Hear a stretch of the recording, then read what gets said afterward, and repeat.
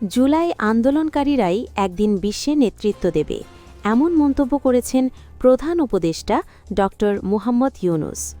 বুধবার ঢাকায় digital device and innovation এক্সপোর উদ্বোধনী অনুষ্ঠানে তিনি বলেন, জুলাই আন্দোলন শুধু রাজনৈতিক পরিবর্তন নয়, এটি ভবিষ্যতের দিক নির্দেশনা দিয়েছে। ইন্টারনেট বন্ধ করেও আন্দোলন থামানো যায়নি।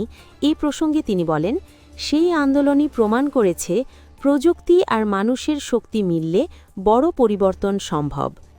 ডিজিটাল খাত নিয়ে ড ইউনুস বলেন, ডিজিটাল খাত থেকেই সব পরিবর্তন আসবে। ইন্টারনেটই হবে ভবিষ্যতের সবচেয়ে বড় শিক্ষক। চাকরি নয়, উদ্যোক্তা হওয়ার আহ্বান জানিয়ে তিনি বলেন, দীর্ঘদিন একই চাকরি করলে সৃজনশীলতা নষ্ট হয়, নতুন ভাবনা দরকার। জালিয়াতি বন্ধের আহ্বান জানিয়ে তিনি বলেন, বাংলাদেশকে নিয়ে বিশ্বে মাথা উঁচু করে চলতে চাইলে প্রযুক্তিতে সৎ হতে হবে। Subscribe now for daily news and updates.